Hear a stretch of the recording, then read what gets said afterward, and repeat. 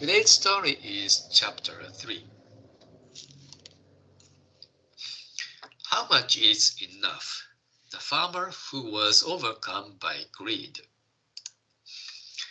There is a story by Leo Tolstoy about a land-hungry farmer who heard of a country so vast that land could be had for the asking. He traveled there and found it was true. The inhabitants and the chief all welcomed him, and the chief told him that he could help himself to any piece of land he wanted, as much as he could get around on foot in a single day. There is one condition, added the chief. You must start at sunrise and return to the place where you started before the sun sets. Start anywhere you like and go around marking the corners. Go as far and as wide as you please, but come back on time or you will gain nothing. That night the farmer lay awake with excitement at the thought of the vast tract awaiting him. In the morning he set off just as dawn was breaking and soon settled on a starting point for his land. Gradually his pace quickened to a trot. After going several miles he marked another corner. Eventually he broke into a run, driven by the knowledge that the faster he went, the more land would be his. He came to what would have been a reasonable turning place and passed it by, his greed spurring him on. Finally, surprised to see the sun already high up overhead, he marked the last corner and began to run back to the starting point. He barely took time to eat lunch. By mid-afternoon he was worn out, but he threw off his coat and boots and kept running. The sky was red with sunset. His feet were hurt and bloody, and his heart was at the bursting point. But if he collapsed now, all his effort would be for nothing.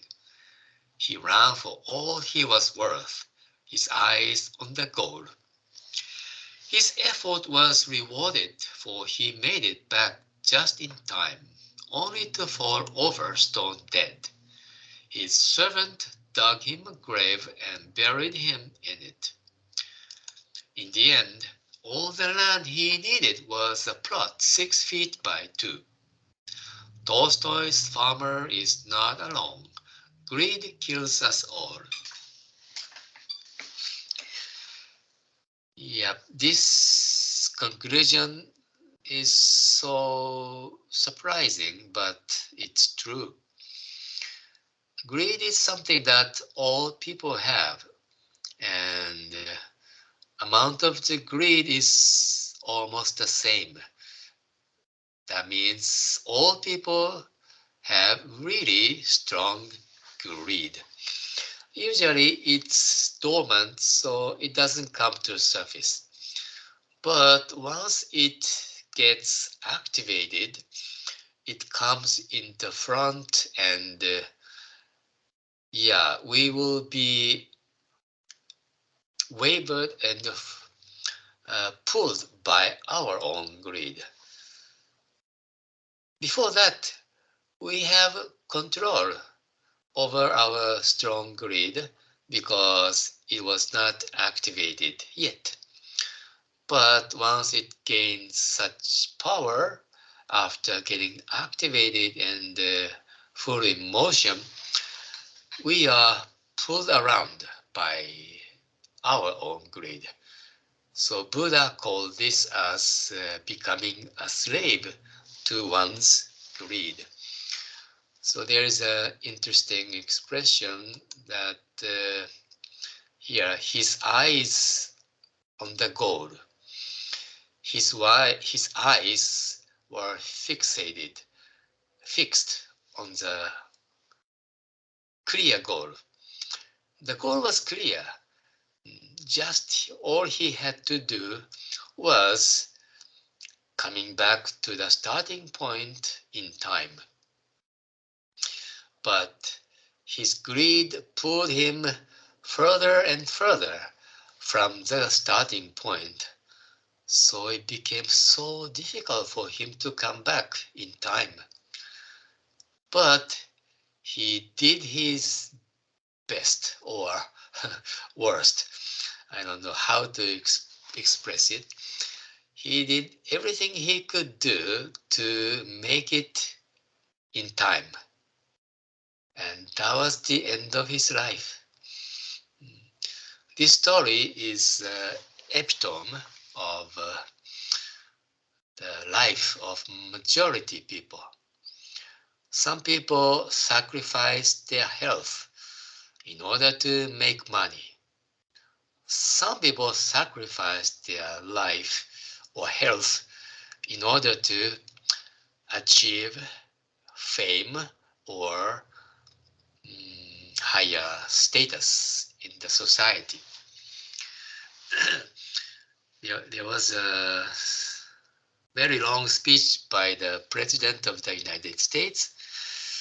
I heard of a result of a research about the lifespan of the president or for ex-president. After becoming a president, most people shorten their lifespan because of too much stress while in the office. But people want to become the president. Why is that? It's okay to shorten one's life. I want to become famous. I want to achieve higher status. I want to gain more money. I don't know if president can make more money, but obviously they can achieve the highest status in the country. This is just one of many examples. So we should be very careful. What is the purpose of life? Were we born to just satisfy our desire? Even if we can satisfy our desire, the next day we have to satisfy it more and more. So where is the limit? Where's the true goal of life? So this story is a very strong and vivid reminder for all of us to think seriously about our life from kind of a bird's eye view. Okay, so that's, I think, what we can learn from today's story. And good job, everyone.